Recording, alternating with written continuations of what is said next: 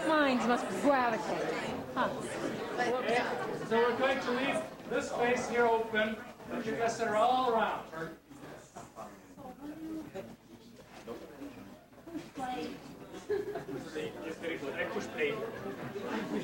Now you will all be silent, so I do not have to expend excessive energy into destroying my vocal cords. This understood. Very good. Good audience. You will get all donuts, perhaps wine. Now then, about the flights of ornithological fantasy you see upon your walls. Well, Steve's walls. Not your walls, not my walls. Steve is the fellow who organizes this gallery, who's finally brought us a real art gallery to Kalamazoo.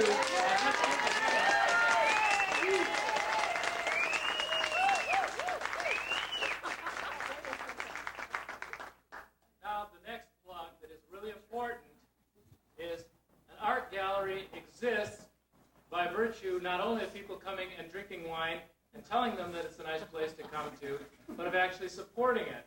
That means you buy my work, of which he gets a percentage, and if you think that my work is not very interesting, then you buy Michael Dunn's work or Jana's work or someone else's work, but you make a point of actually funneling money into the pocket of the guy who's always paying the bill every friggin' month, who's putting the stuff out on the table for you to drink, who's sending out the postage, who's doing all this stuff. We always forget about that, just how much it costs. We've got to support it, or we end up just like Denise and Ken, footing the bills for a gallery for years and years and years ourselves, and then eventually folding up because we just get sick and tired of paying all the bills and not having an income out of it.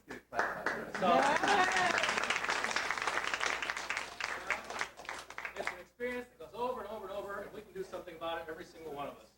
So, and if you really like the pictures, you don't want to buy anything, just give them $5 for postage.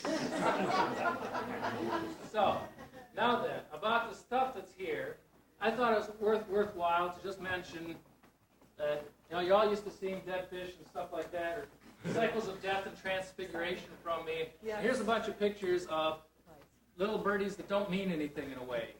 It's kind of weird. And I'm never quite sure what to make of it exactly, why I'm doing it, but I just really got into these birds.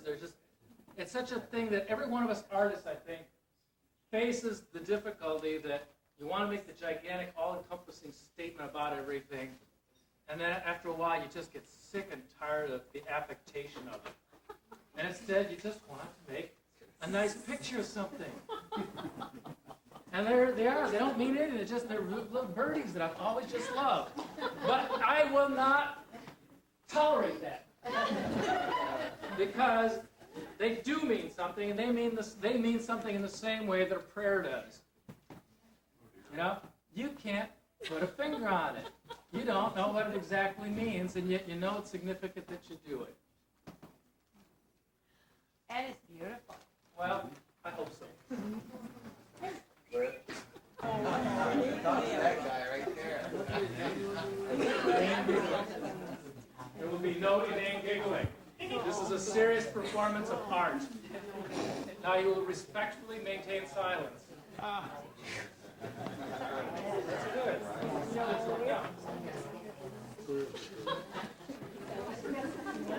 Well, I'm going to have to continue to ad-lib. At any moment now, while Jana gets together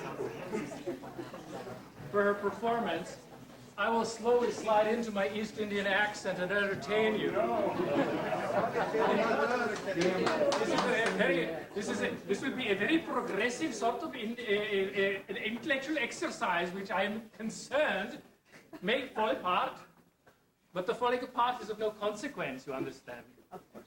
No, it has absolutely no consequence, because the meaning of art is intrinsic to the action which is taking place upon the stage as we speak.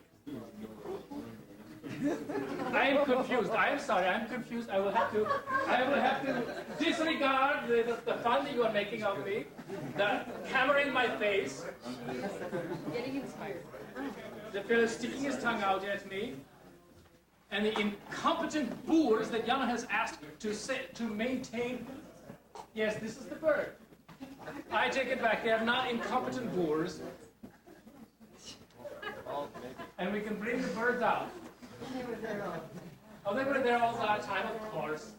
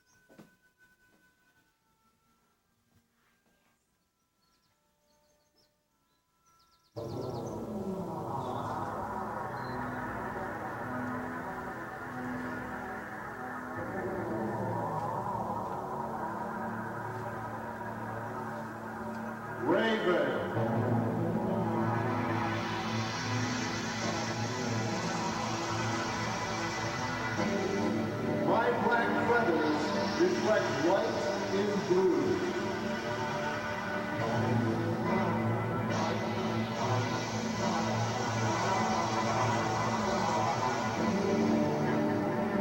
They call me Wise One, or call me Trickster.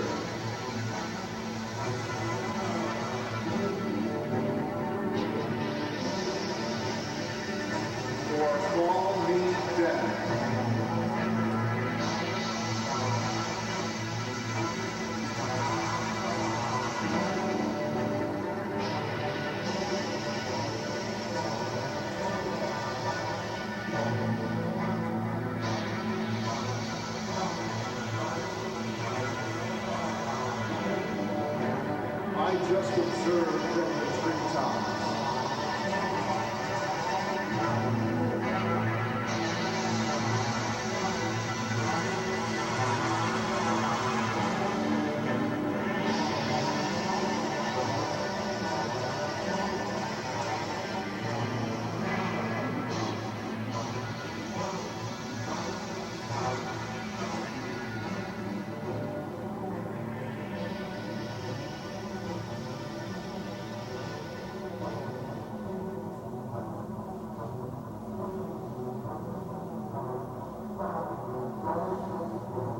My black feathers reflect light in blue.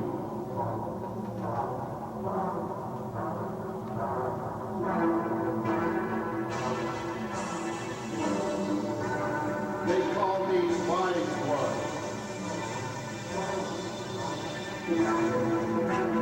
Or call me death.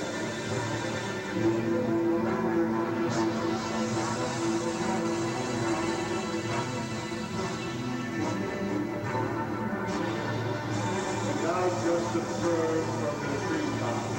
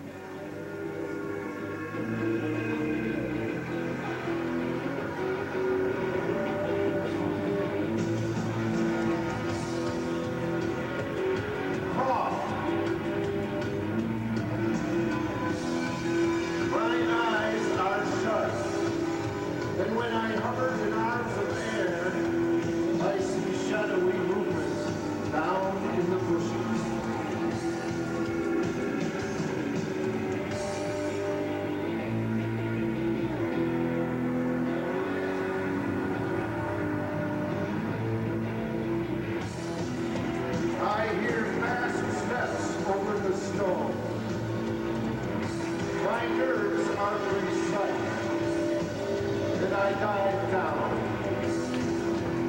This time, just for fun.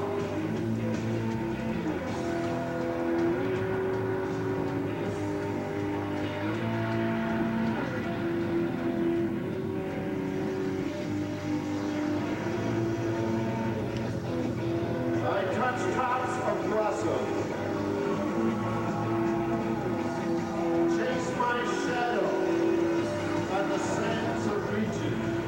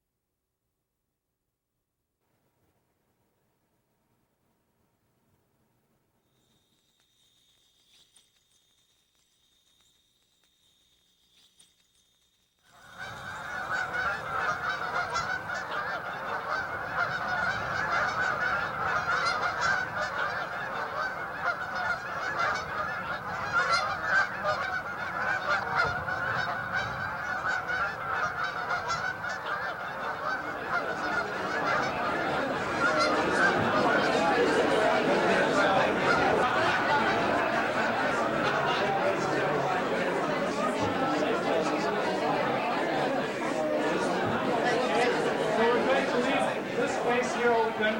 You guys that are all around.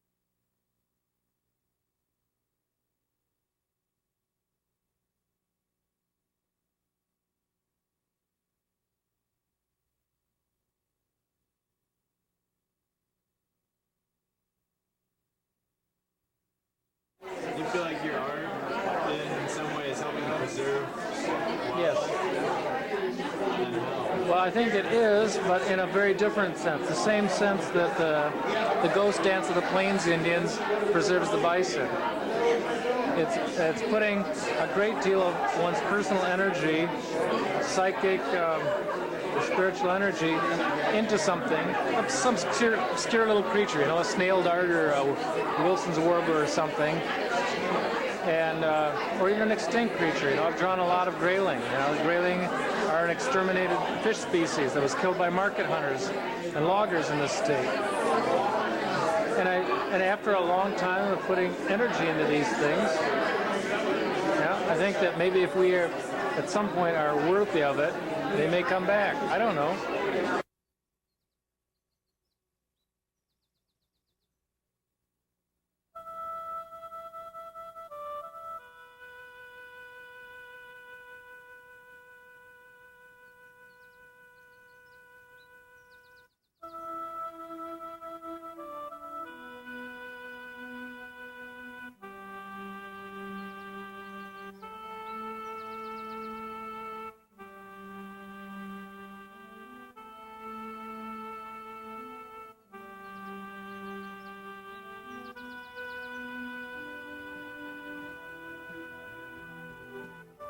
I don't know what it all means, but the thing I really do know, or believe ultimately, is that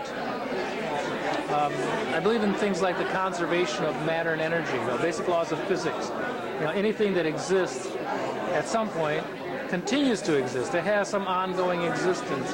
And just by virtue of it having been exterminated, the noumenon of its origin, the Platonic ideal that casts the shadow upon the wall, that is the phenomenon that we see, does not cease to exist just because the shadow no longer exists. You see what I'm getting at? There is that numinous quality that I think we can tap into, that genetic imprint, that psychic existence, that spiritual something that was once a grayling. It still lives in the cedars that are at the edge of the river. And those cedars are ancient. They're hundreds of years old. They experienced the grayling. The molecules that make up the cedar are the molecules that course through the blood of the grayling. All that has an independent existence of some kind, or maybe even a dependent existence. And by paying attention to it, we give it something. It becomes a part of us. We become a part of it. It has meaning. The trouble is that I can't really fully define what the meaning is and what effect it will have. It's like prayer. Prayer has effect. It is a meaningful act, and yet we really don't know what the meaning is completely, because unlike a scientific experiment, we have various defined factors, controlled conditions within which you try to repeat an outcome.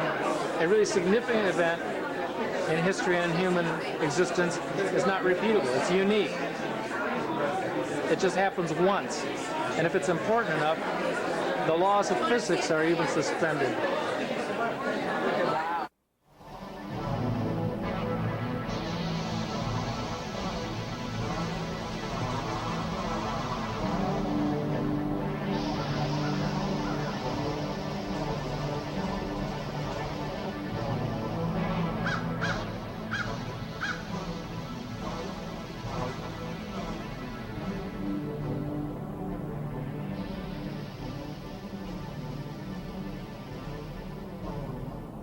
But it has to be important. You can't prove it. You can't be just doing it as a stage act to prove to somebody, including, and I'm not talking about proving it to the camera for someone that's doing a show somewhere, some Oprah Winfrey or something. I'm talking even about scientists, about lab work. It has to be a unique experience that is meaningful. It's a prayerful act, and so therefore, this what I'm doing here is a prayerful act. It's like the ghost dances. It's like lots of other things that are ultimately important, but none of us gets to really ever find out precisely how. Maybe we do, but I don't. Maybe I will someday, but I don't right now. So there's your answer of sorts. Any damn good?